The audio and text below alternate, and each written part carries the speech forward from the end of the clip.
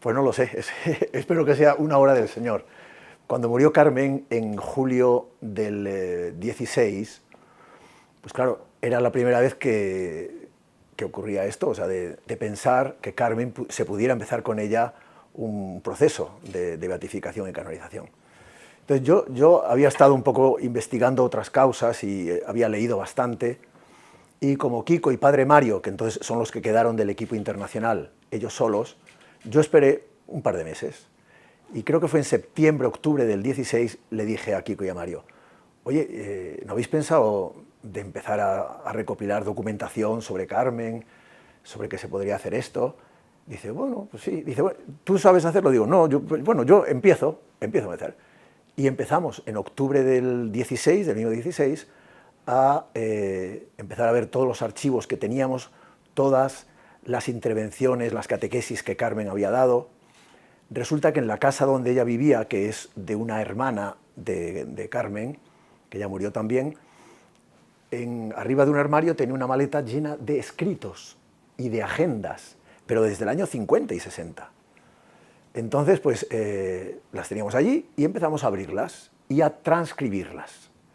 Y salían cosas preciosas, nos impresionó muchísimo.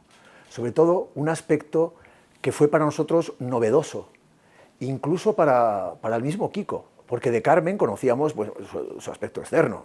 O sea, yo la conozco desde hace más de 50 años y ha sido nuestra catequista. Pero en Carmen había una parte interior que nos sorprendió, que es el amor tan enorme que tenía Jesucristo. Carmen, durante muchos años, 40 años, todos los días, escribía en sus diarios. Al final del día lo solía hacer pues, a las 11 de la noche, a las 12, incluso a las 12 de la mañana, a las 3, lo que había hecho ese día y como unos pensamientos. Y en ellos se veía el amor inmenso que tenía Jesucristo.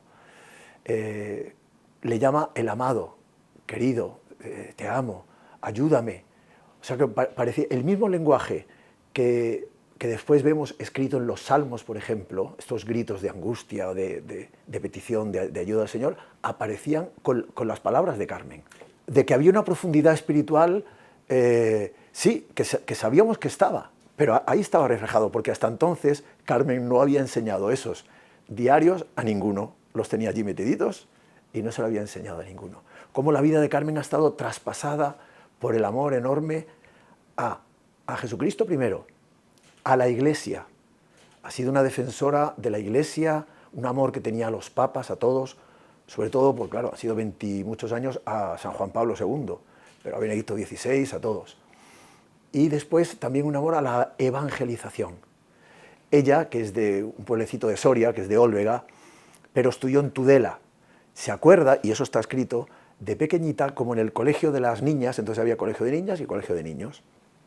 El colegio de las niñas, que es de la Compañía de María, y al lado estaba el colegio de los niños de la Compañía de Jesús, los jesuitas. ¿Se acuerda ella de estos misioneros jesuitas que volvían del Japón, de la China, de todo eso, a ponerles filminas, decía ella, las diapositivas de antes, a los chicos, pero también pasaba a su colegio? Y eso la marcó, diciendo, de hecho ella decía, yo antes que San Pablo he conocido a otro misionero, que es a San Francisco Javier. He conocido a San Francisco Javier antes que San Pablo. Y por eso ella tenía un celo enorme, enorme. Y eso lo hemos visto durante toda su vida.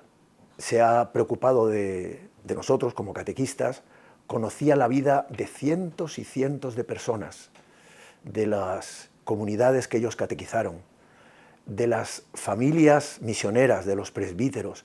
Se acordaba de sus hijos, de lo que le pasaba, de todo. Si ella conocía que alguien estaba un poco pasando una situación difícil o triste, antes de visitar esa parroquia le llamaba, oye, ¿vas a venir? Y hablaba, un poco como en busca de la oveja perdida, ¿no? Y además, y daba consejos. Carmen tiene fama de que era demasiado, ¿cómo decir?, seca, demasiado.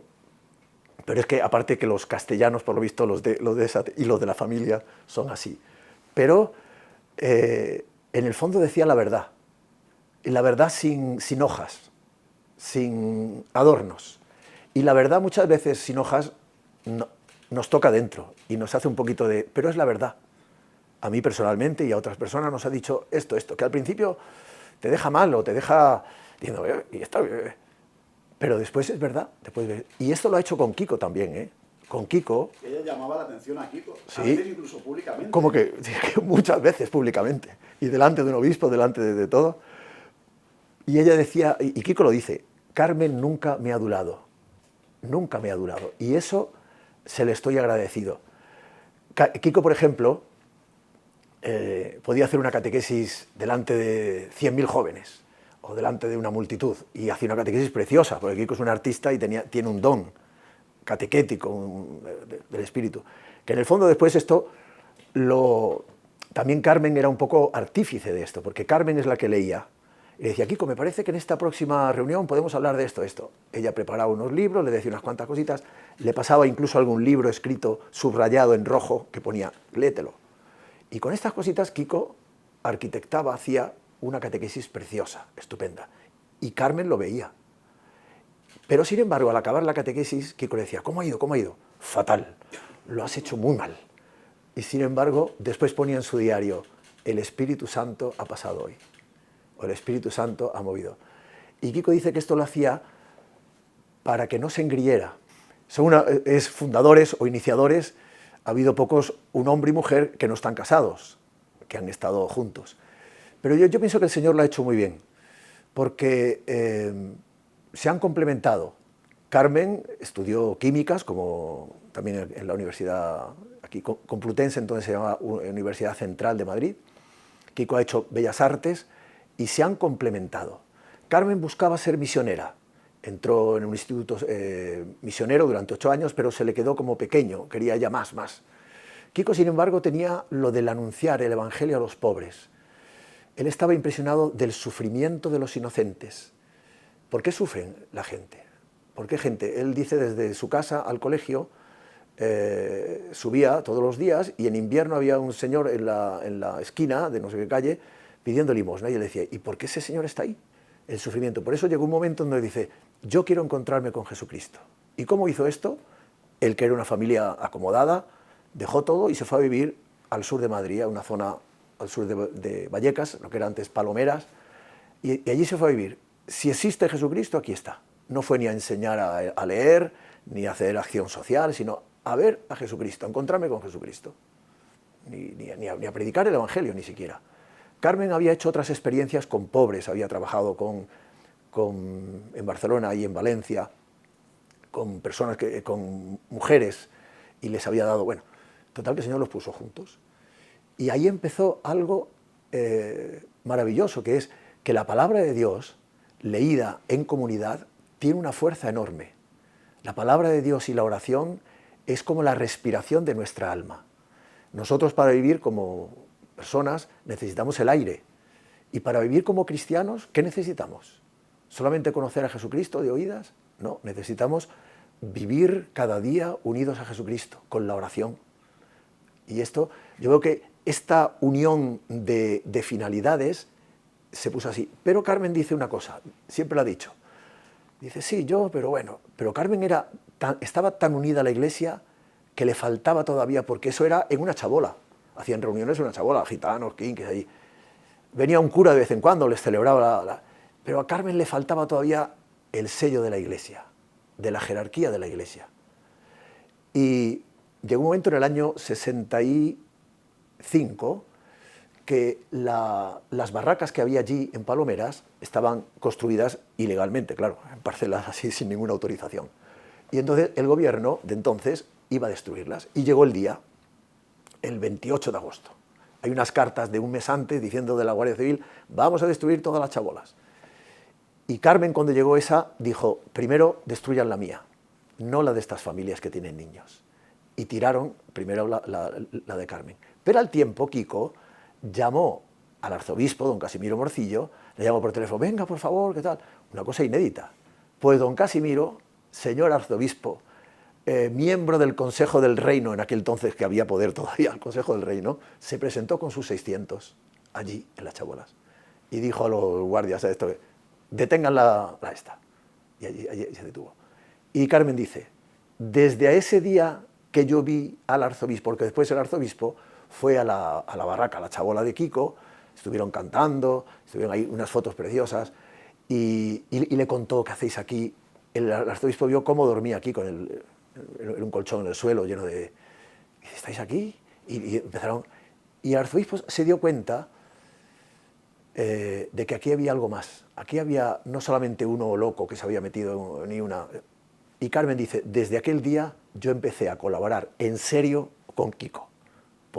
Y entonces dijo el arzobispo: esto mismo que habéis hecho aquí en las barracas, hacedlo en las parroquias de la ciudad, hacedlo.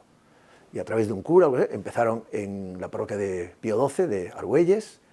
Esto era en el año ya 65, final, 66. Enseguida otros se llamaron a Zamora, a Ávila, empezó a crecer, a crecer, a crecer. Y así ha crecido, pues a través...